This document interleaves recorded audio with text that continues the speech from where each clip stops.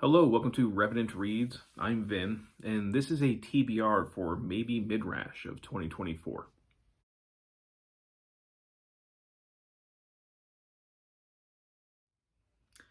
So Maybe Midrash is a booktube reading event, an annual event created by Jason over at Old Blues Chapter and Verse. And he created this, I think, quite a few years ago. And it ran every year except for last year. Last year it didn't run officially. He didn't do an announcement video, but I kind of did my own Maybe Midrash anyway. And then this year, he hasn't made a video announcement, but he did post an announcement saying that yes, it's still going on. He's just not making videos at the amount that he once did. But Maybe Midrash is essentially an excuse to read books about religion, books that deal seriously with religion. Back in the day, the prompts were essentially pick in the month of May one nonfiction book and one fiction book that dealt, again, seriously with religion, and he did not include things like inspirational Christian presses in that. Something that, I guess, reached a certain standard of what would be considered a serious look at religion. And I would mostly read nonfiction accounts or looks into religion. And I am doing the same thing again this year. So I was happy to see his post announcing the event. I have a couple of books lined up, books I was already planning on reading anyway for May, because, like I said, Maybe Midrash has kind of created the cycle in my reading where May is when I read books about religion, a topic that I am interested in. I am by nature a secular humanist. I am an agnostic atheist. I certainly have strong beliefs about religion, but I don't have any religious beliefs. But I do find it fascinating. I'm curious as to the history of religion. I'm curious as to why people believe, and I also like looking into why people doubt, why people don't believe, people a little bit more like me. So I kind of have a weird mix here. In addition to being by nature a secular humanist, I am kind of by curiosity something of a heathen pagan. Not actually, I wouldn't classify myself as that, but I have a lot of kind of fascination and sympathy for that kind of growing segment of non-Christian religion that has been steadily becoming more popular in the US and in parts of Europe as well.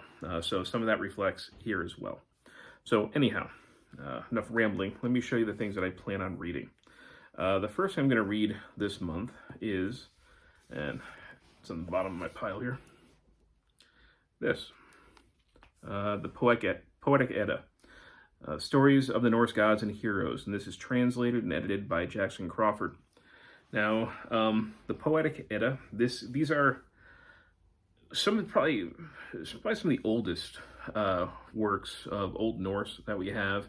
I haven't read it yet. I have read parts of this. One of the things that's in here is the Havamal, or basically the words of the wise one, or the one-eyed, words of wisdom of Odin.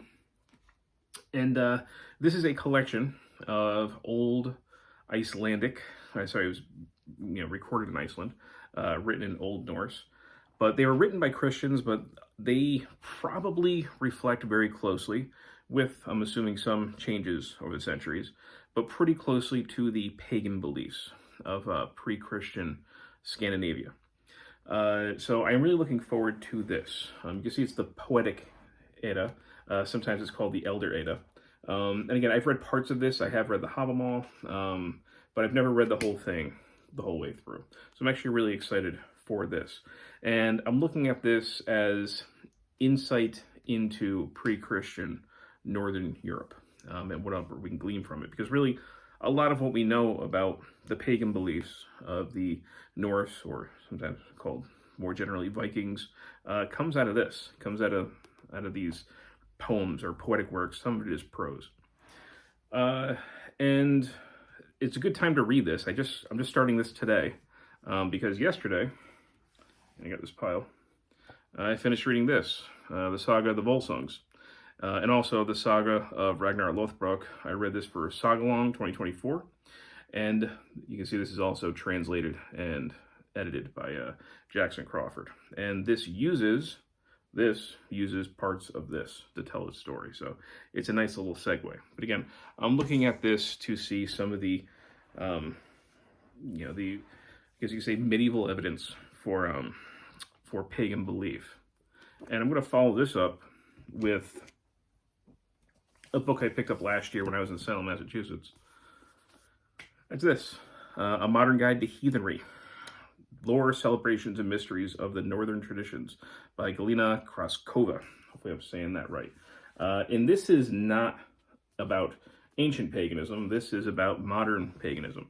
So this is modern heathenry. This is a book about the religion as it stands today. People either being inspired by and finding their own path, or try to reconstruct the way that the Norse believed back in their, pagan times. And there's no one way to do it. I know this will just be one person's interpretation of how and why, methods, various things they practice. But like I said, this is something I'm very curious about. And I picked it up last year in Salem when I was inside a pagan shop.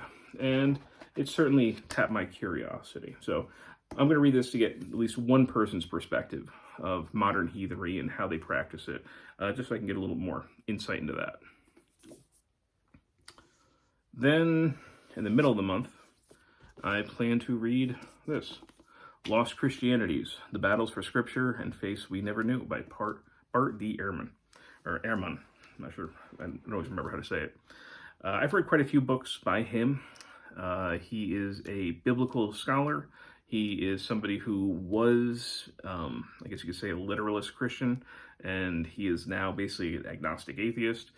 So he does a lot of books looking at the development of Christianity and of the Bible, and a lot of his books do focus on how unreliable those sources are, how unreliable the Bible is, and stressing a non-literal interpretation of these scriptures. And I'm guessing that we're going to get more of this. This, I think, is one of his earlier books. This was published by Oxford University Press, and originally published 2003. So yeah, the stuff I've read really by him, I think all come after this, I think.